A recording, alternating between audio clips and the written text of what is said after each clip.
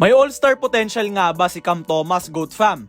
Known na sa volume scorer, ay naging consistent starter na ng Brooklyn Nets ang isang Cameron Thomas. Sa unang dalawang season ng 6'3 scoring guard na ito sa NBA, ay limited role lamang ang binigay sa kanya.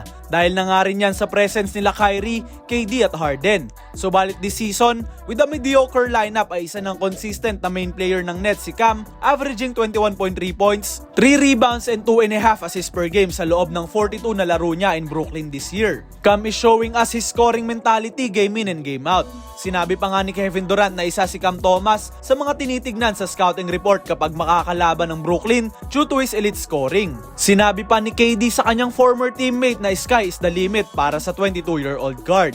Thomas has a long way to go nga, GOAT fam. He needs to work on his defense para maging playable siya sa clutch moments ng mga laban, and he also needs to add a bit of playmaking sa kanyang arsenal. Still, Cam Thomas is one of the brightest rising stars sa liga. In time ay maaari nating sabihin na isa si Cam sa mga future cornerstone ng Brooklyn if ever na mag-decide sila na i-blow up at i-rebuild ang team na ito.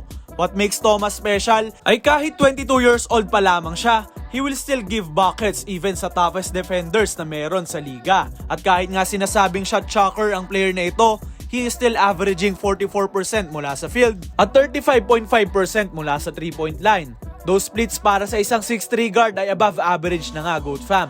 Mababa rin ang kanyang turnovers per game na nasa 1.8 nga lamang kada laro. Sa pagpapatuloy ng season ay patuloy lang din ang pagde-develop ni Cam. Once ma-hit ng player na ito ang full potential niya, with added willingness sa depensa ay asahan natin na isa si Cam Thomas sa mga pinaka nakakatakot na bucket getter sa buong NBA.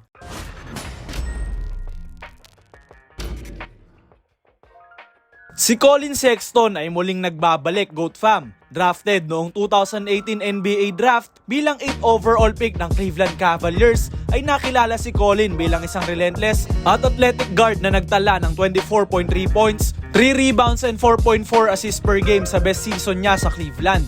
Subalit isang injury ang tumapos ng kanyang karera sa Ohio, and after niyang makabalik sa kanyang torn left meniscus ay bumagsak ang kanyang production sa loob ng court. Itong si Sexton kasi ay nakadepende sa kanyang athleticism, kaya naman ang maapektuhan ng kanyang tuhod ay bumagsak talaga ang kanyang laruan. He only played 11 games sa Cavs noong 2021 to 2022 season bago mapagpasyahan na i-trade na siya dahil nga ang point guard partner niya na si Darius Garland ay maganda na ang mga nilalaro at all-star na nga, GOAT fam. He was sent out sa Utah Jazz kasama si Lauri Markkanen para makuha ng Cleveland si Donovan Mitchell. Isang trade na kailangan ni Collin Sexton upang makabalik sa dati niyang form ng paglalaro. Last year ay half lang ng season nakapaglaro ang 6'1 guard due to injuries. Subalit ngayong taon, Collin is healthier than ever.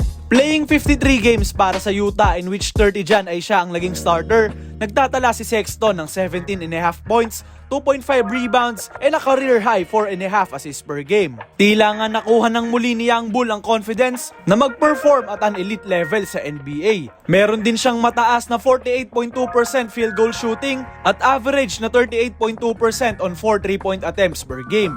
Hindi na lang sa athleticism nakabase ang laro ni Sexton dahil naging respectable na rin siya from the outside, GOAT fam. Sa ngayon ay play-in team ang Utah Jazz at malaking parte ng sistema nila ang isang Collin Sexton. Collin provides energy, transition scoring kung saan siya pinaka-effective at ang willingness na dumepensa sa kabilang side ng court. Sexton still has the potential na maging all-star, GOAT fam. Dahil sa kanyang pang-anim na season sa NBA ay 25 years old pa nga lang ang athletic guard na ito. He is still far away from his prime, kaya tignan natin, GOAT fam, kung magpapatuloy ang development at rise ng isang Collin Sexton sa Salt Lake City. Only time will tell, GOAT fam.